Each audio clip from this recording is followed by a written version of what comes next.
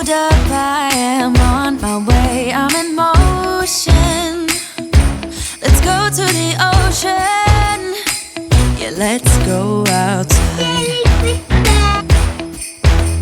And welcome back to another 12 days of Christmas videos. I am filming in my daughter's room because at the moment it has the most semi-best lighting. It's very overcast today, but I really needed to get this done. It is currently 8:22 in the morning. It's a daycare day, so I'm pre-filming all these videos. It's the 29th of November today, but you'll be seeing this closer to Christmas. But in this video I wanted to discuss and talk about the 2020 goals that I have set for myself and my family. So let's start this video. So 2019 started off being a rough year. It felt like it was just deja vu again. If you've been following my journey, in 2018 I had my first miscarriage in the end of February, start of March, and then the same thing happened again the start of this year. In March I had my second miscarriage. I started this year off trying to be as positive as I could be considering the situation that I was in, trying to think of the best circumstances, the reasons why it happens and all that type of stuff. But I was really worried that this year would be a full year of deja vu trying to conceive, as that was our goal for 2019, was to try and conceive baby number 2. But luckily, after 2 cycles after my miscarriage, I think actually 1 cycle after my miscarriage, I conceived, and I'm currently 27 weeks pregnant. So 2020 is going to be an amazing year. I hopefully the start of the year is when all the bad stuff happened the past 2 years, and we're going into 2020, start of the year, having our baby daughter. And I just realized that baby girl is due around the time that I conceived and lost my 2 previous pregnancies. That's insane. Trying not to cry. Oh, that I just realized that. So I have written down my goals for 2020 here. So if I look down, sorry about it, but yeah, this is a cute little setup. Got my night light, my cactus and my flowers. But the first thing I want to achieve next year is trying to learn to deal with stress and to ride the waves of the day. I feel like I am I'm a person that can get very overwhelmed very quickly, and it takes a negative impact on me, not just for that day but for a long period of time.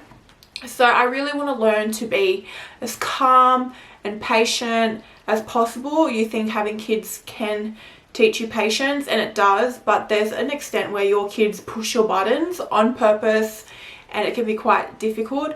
But next year, having 2 kids, I really need to learn to just take every day as it comes and ride the wave and not to stress about every situation that is happening, because we've really wanted to be in the position of having 2 kids.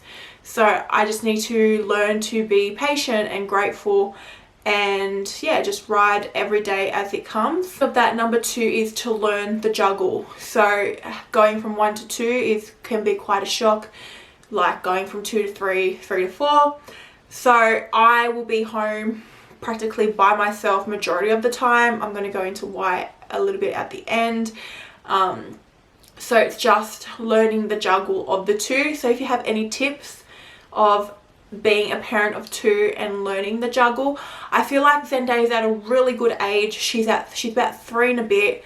She's really aware of her surroundings. She can play by herself. She can sort of like go to the fridge and get what she needs. She can communicate what she needs. She's a really amazing talker, and she'll be a really good help. She's so excited for baby sister, and I feel like she's going to be an amazing help that I'm going to take, but like I'm going to use her to help me. So I'm quite excited for her to be a big sister. But yeah, I feel like 3 and then a newborn is a perfect age for our family, because Zendaya is such an independent child as well. considering she's 3. Number 3 is to save for a holiday for the end of the year. So at every end of year, Marcy gets about 3 to 4 weeks off. And normally we want to go away. Last year, we didn't go away because we just didn't go away. This year we're not going away because I'll be pregnant. I thought I'll be like heavily pregnant, but I'm actually not that big. But because it'll be towards the 8 to 9 months left of my pregnancy, I just don't want to risk going away. Maybe we might go away for a night or two, but not 100% sure. The end of year will be very spontaneous this year. So we talked about this yesterday, that when we have gone away, we haven't really just gone on a holiday, just us 3, will be us 4 next year, and just worried about ourselves. We've gone and we've driven around to see everyone, and it was just like every day was scheduled to just see people and do things that other people wanted to do. So next year we're really wanting to just go away, us 4, and sadly we just don't want to see anyone and just spend time just us 4 practically. So we're thinking of going up to Noosa in Queensland, but it just depends if circumstances change. Another goal of ours is to actually start conceiving for baby number 3. We do really want baby number 2 and 3 to be close in age. When we had Zendaya, we were like, we'll wait a year, and we were lucky enough to fall pregnant straight away. But I think having that time between my first miscarriage and actually falling pregnant the second time, it was a year apart, and I just don't want to do that. I just want to let my body do what it wants to do. I'm not going to go on birth control or anything like that, and if it happens, it happens, because we do want a big family. But I'm hoping towards the end of next year we can start like actively conceiving for baby number 3. But if it happens beforehand, it happens beforehand. So that is another goal. Another goal is to pay off debt. When you're an adult, you may have some debt. We have 2 debts that we want to pay off. They're not massive. We really want to spend the first year saving for the end of the year, just so we know that we have money for the end of the year when Marcy's off work for that period of time, and we have enough to cover like bills and groceries and to do things and just be spontaneous. That's our goal next year, is to be more spontaneous. But yeah, and then the second year will be to put extra money onto our debts to get rid of them.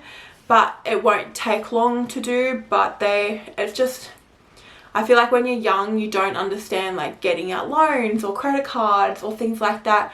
It really, really, really impacts you when you get older and you're in a relationship and you have kids, and your weekly wage, a majority of it goes onto paying back debt. And when you think about it, that money can be going into your savings account, and you could be saving money for something better. My next goal is to get back into fitness, but not put so much pressure on myself. I feel like when I am working out or trying to lose weight, I put a lot of pressure on myself. It's mixed with the trying to learn the juggle. I need to learn a routine where I can, Zendaya's okay, baby girl's okay, I can get in a workout. I'm lucky enough to have like a small home gym, but that's what I'm going to do for the first few months, and then I'm thinking, depending if we move or not, I'm going to go back to F45 for 6 months, and then I'll start training by myself again, because F45 is literally a shock to the system and it really worked for my body. But yeah, I just don't want to put pressure on myself. I have really bad body image problems, and when I'm pregnant it flares up because your body changes. But I've learned that I appreciate my body when I am training and working out and eating good. Like, I appreciate that body that I had then, because when I was skinnier, I didn't appreciate it and I still saw the negative. And this has really opened my eyes up, because my face is more puffier now, my hands are swollen, my feet are swollen. When I'm pregnant, my weight goes to like my back and my thighs and my arms, and like everything's untoned itself. And I think that's what I've been struggling with this pregnancy, but I'm going to ease back into it when I'm ready, and I'm really excited to get back into fitness. Of course, it doesn't matter what you look like and all that jazz that people say, but it's such a mental release. I've said this before, when I work out, it's just a mental release. And when I'm pregnant, I can't work out to the full extent that I used to. So I'm really excited to get back into it. Another goal of ours is to get married. So I don't know how to touch this topic without telling too much information. So next year, Mus and I are going to do a courthouse marriage. I'm pretty sure after baby girl is born. Just get married at the courthouse, literally have like 1-2 people there and our girls. And that is because we're in a sticky situation, and if we had a wedding, it's going to hurt a lot of people because we're not inviting a lot of people. We don't know a lot of people. We don't have a big friend group, but we are not having people there that don't support us or accept that Mussy and I are together, which is really weird because we've been together for 5 years, but we've just had some issues this year, and it's really put a downer on wedding planning. So we're just going to get married at the courthouse, and then down the track we are going to do an actual wedding. Maybe I can start planning that in 2021. Gosh, but yeah, so we're going to get married at a courthouse. And my last goal is to spend quality time with Mussy. It's going to be quite difficult because Mussy is going to pick up a second job. It really sucks, but we really just want to get some money behind us. I obviously can't go back to work because I'll have a baby, a newborn, and we're just going to let him work for 6 months, and hopefully by then like debt will be paid off, and then we will sit down and talk about the position that we're in. If he wants to continue working, if he wants to stop, that's like completely fine, because by that time we would have 2 incomes coming in and our debt paid, and should have money for the end of the year saved.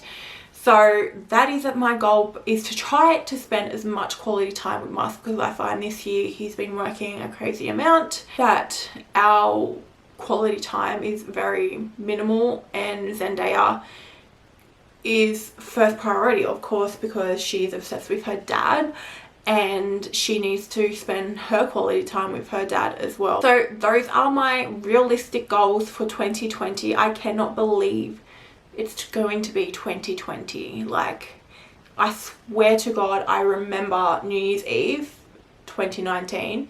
Like, this year has literally flown by. I do not know where the year has gone, but this year I have learnt a lot, developed a lot, and I feel like Mussy and I's relationship is so bloody strong, and we are learning not to care what other people think, even though about the whole wedding topic. But for the time being, we are really happy and really excited that our baby girl is coming in 2020. So thank you so much for watching this video. My back is actually killing me because I'm sitting on the floor. But make sure you comment below what's 1 or 2 of your realistic goals for 2020. What is something that you want to achieve? What's something that is maybe unrealistic that you're going to put on your list and hopefully smash out? Make sure you hit that subscribe button, give this video a thumbs up, and make sure you follow our journey, because baby girl is coming very soon. So hopefully there'll be a really cool birth vlog, but of course, birth, you never know how it's going to go. So thank you so much for watching, and I'll see you in our next 12 days of Christmas video. Bye guys. Mwah.